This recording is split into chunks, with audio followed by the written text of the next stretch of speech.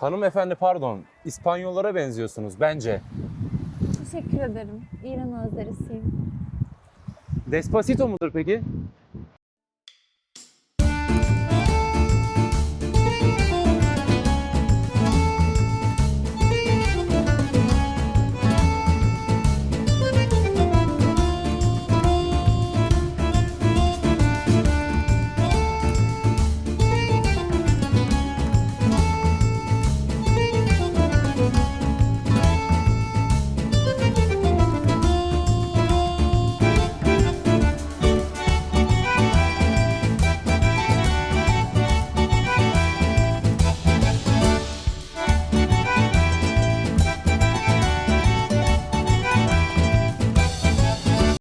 Arkadaşlar herkese selamlar. Kerem ve Perinaz kanalımıza hoş geldiniz. Merhabalar. Bugün sizlerle Despacito nedir, nereden çıktı bunlar hakkında konuşmak istiyoruz. Evet arkadaşlar şimdi size biraz Despacito tarihi hakkında bilgi vereceğim. Tarihsel süreçlerden bahsedeceğiz ve biraz komik makara bir video olacak. Şimdi normalde biz programa çıktığımızda hiçbir şeyi öyle planlayıp da hani şunu söyleyelim bunu söyleyelim diye yapmadık. Öncesinde bir plan yapmadık. Tamamen orada doğal süreçle gelişti. Ben zaten daha ikinci gün müydü aşkım? Evet, ikinci gün. İkinci gündü. İkinci gün programda sizin izlediğiniz 3. bölüm olması lazım. Benim üstümde yeşil bir gömlek vardı. Perinaz'da da mavi bir elbise vardı. Daha sonrasında benim daha Perinaz'la ilk tanışmamdı bu.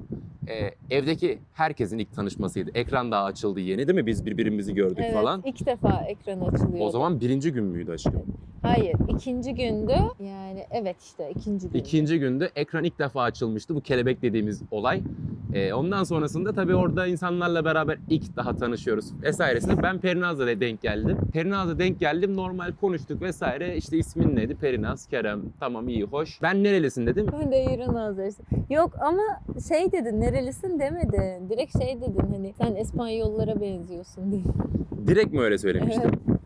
Ben dedim ki İspanyollara benziyorsun bence. Ben dedim teşekkür ederim, İran Azerisi. Ben ondan sonra bir Despacito dedim ama bu Despacito ben ne anlama geldiğini bilmiyorum. İspanya benim Despacito şarkısını bildiğim için aklımda hani böyle viral dünya tarafından bilinen bir şarkı olduğu için Despacito. İspanya ile de ben onu özdeşleştirmişim kafamda ve bir anlık çat diye benim öyle şeylerim vardır. Direkt aklıma bir şey geldiğinde direkt özdeşleştirip söylerim kelimeyi. Enteresan bir şekilde. Ben bunun ne anlama geldiğini orada espri olsun diye bile değildi. Bu doğal akışında ben bunu söyledim. Peki dedim Despacito mudur peki dedim. Farklı bir mizacım var. İspanyollara daha çok benziyorsun bence. Teşekkür ederim. İran Azerisiyim. Despacito mudur peki? Ondan sonra Perinaz zaten anlam da veremedi. Orada görürsünüz. Tek gözü de kapalı bir şekilde beni dinliyor. Ne dedi bu şimdi diye. Perinaz mesela tek gözü kapattı ve o an düşündü. Bu ne şimdi yani? Ne diyor? Despacito ne anlama geliyor? Ben de bilmiyordum arkadaş. Şimdi doğrusunu söylemek gerekirse. Ama sonrasında öğrendim. Ne anlama geliyormuş biliyor musun aşkım?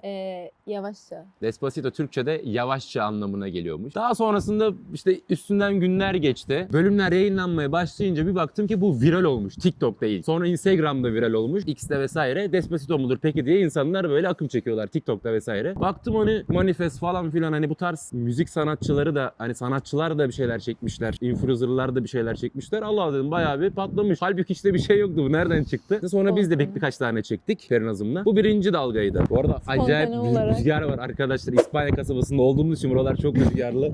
Malumunuz bir de biraz da soğuk. Yengeni düşünmesin diye de soba koydum yana. Evden aldım sobayı da aşağı koydum. Bir şekilde bir tesisat düzenledim buraya. Yoksa soğukta çekmiyor kendisi. Yani biraz zor. O konularda çok hassas davranmamız lazım. Birkaç kere soğukta çektirdim bayağı üşüttü. Çekmeyeceğim dedi bir daha yapmayacağım dedi. Ben dedim soba o zaman.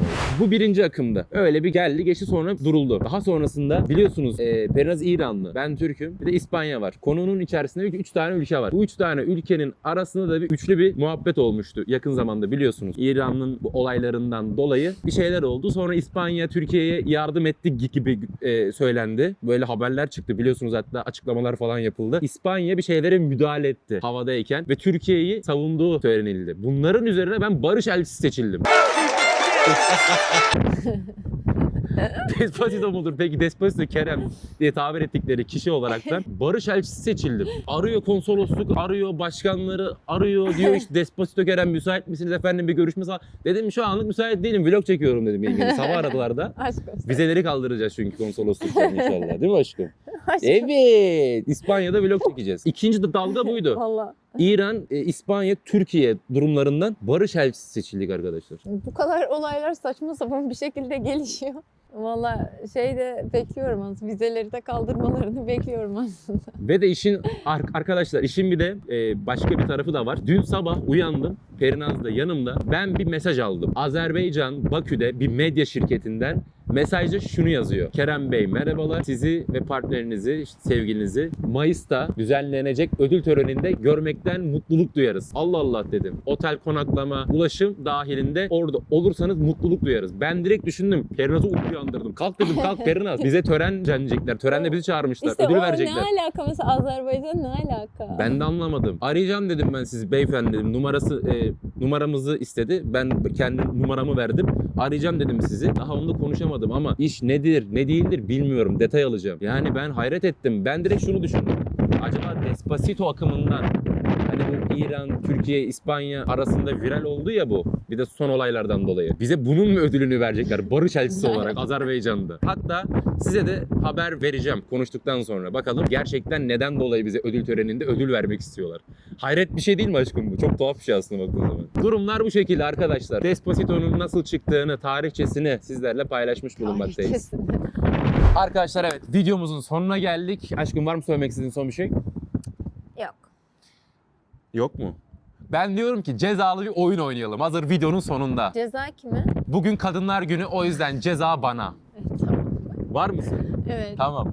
Ben Perinaz'a bir tane soru soracağım. Eğer Perinaz bu soruya yanlış cevap verirse ben denize atlayacağım. Tamam. Tamam mı aşkım? İnsan bir aşkım çok soğuk. Arkadaşlar hava buz gibi bu arada ve deniz Tamam. dondurucu derecede soğuk. Hayır laf bir kere ağızdan çıkar. Ya Tamam. aşkım insan bir şey yapar. Aşkım niye atlıyorsun? İnsanlar şey anlayacak. Atla. Acımasız gibi olacak insanlara. Çok acımasızım atla. Peki. Madem çıktın. Soruyu soruyorum arkadaşlar. Despacito şarkısı hangi ülkenin şarkısıdır? Eğer yanlış bilirse ben denize atlayacağım ama bunu yanlış bilme ihtimali zaten yok. Despacito şarkısı hangi ülkenin şarkısıdır? Yanlış söylesem mi atlayacaksın? Aynen ama bunu zaten bilmeme ihtimali yok. O yüzden atlamayacağım. Japonya mı? Ne Japonya'sı aşkım? Japonya. Hayır. Ben Japonya biliyorum. Aşkım ne Ne Japonya'sı? alakası var? İtalya mı? Ne İtalya'sı aşkım? İtalyanlara mı benziyorsun dedim ben sana ilk tanıştığımız zamanda. Ne dedim? İspanyollara benziyorsun dedim ya. Ben ne yapayım? Ben Japonya anlamıştım. Despacito Japonya şarkısı değil Ne yapacağız yani şimdi? Kaybettim. Denize atlayacağım. Evet. Arkadaşlar Kadınlar Günü'ne özel denize atlayacağım tamam kabul ediyorum. Ama bugün Kadınlar Günü olmasaydı vallahi atlamazdım billahi atlamazdım. Arkadaşlar evet gördüğünüz gibi şöyle nasıl göstereceğim. Şöyle şort var altımda. Üstüme de atlet giydim ki en azından o soğuğun bir kısmını engellesin. Bence hiç engellemeyecek ama bakalım deneyeceğiz. Aşkım emin misin bak çok soğuk gibi. Vallahi billahi çok soğuk aşkım. Şöyle bir hatta sahile doğru inelim. Bakalım ne kadar soğuk. Gerçi benim bünye kaldırır normalde soğuk şoklamaları yapıyor. Aşkım çok soğuk. İnan çok soğuk. Değsene be. Ya korkunç soğuk yani. Çok soğuk değil mi? Ay Suya- gelmedi.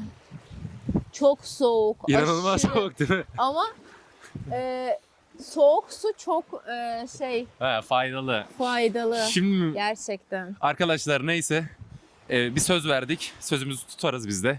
Kan dolaşımını hızlandırır ve çok gençleşirsin. Bunu tüm Kerper ailesi için yapıyorum bu arada. Başta Perinaz için. Hadi bakalım. Arkadaşlar babalar sözünü tutar. Aşkım. Çok mu soğuk? Yok sıcak.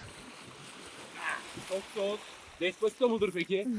Takip edip beğenmeyi unutmayın. Daha çok eğlenceli ve güzel içeriklerle sizlerle olacağız. Görüşmek üzere arkadaşlar.